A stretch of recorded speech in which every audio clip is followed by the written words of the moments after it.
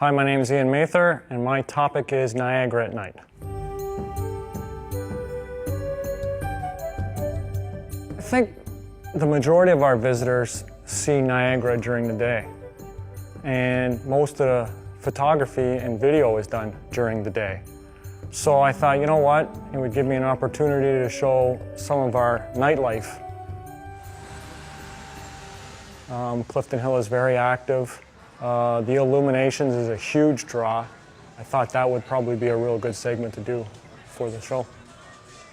Because I live here and I walk up and down the hill every once in a while, you don't really pay attention to it, but when you're looking back at the video, you really notice that every building's competing hard for the ticket. And everybody's got a speaker going or a sound going, and they're trying to draw you in. Scenes and stars from movies and television. A lot of museum lighting, the Ferris wheel all lit up, all the attractions have their own lighting setups. But it's a completely different atmosphere at night than it is during the day. Blondin was a wire walker that used to cross the falls in buckets and people on his back, and they used to allow you to walk across the gorge years and years ago, back in the 1800s, and he was a regular that used to draw a lot of tickets, and he's like a mannequin up on the wire. He's sitting in the middle of the road. So it's actually pretty cool. If you look at it quick, you go, wait a minute. But it's just a dummy, but it looks pretty good up there. Clifton Hill at dusk is a little differently because you do still have some detail in the sky, which gives you some separation from the attractions. I was lucky that night there was still a little bit of orange in the sky and some clouds, so it was really added to the shot. And also the Ferris wheel at dusk. So you've got some light cutting across it and some long shadows. It looks quite good. The giant bowling pin is assigned to draw you into the new bowling alley that they have at Boston Pizza, which is on Clifton Hill. Guinness is always changing with records and stuff, and Ripley's has really done a revamp on their attraction. But for the most part, Clifton Hill is Clifton Hill, and it hasn't really changed. There's always traffic on Clifton Hill, people bombing up and down, kids that live here. You know, it's the main street, so there's a lot of action.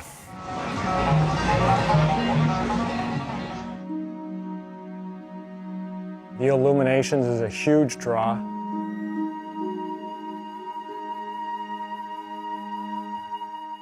I was fortunate enough to be able to do an interview with Pete Gordon, who was one of the illumination operators.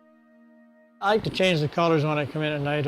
Put the white lights on for 10 minutes, and I put the American colors on the American Falls for about 5 minutes, and then the same Canadian colors on the Canadian Falls.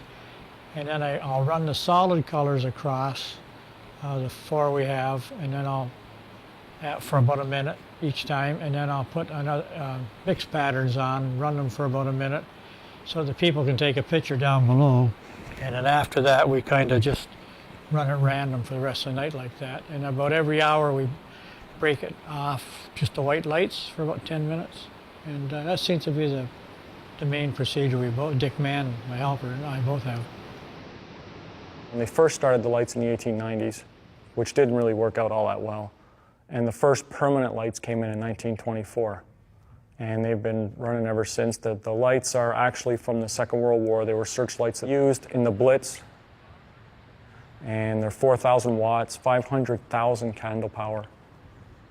They are something else. They really are.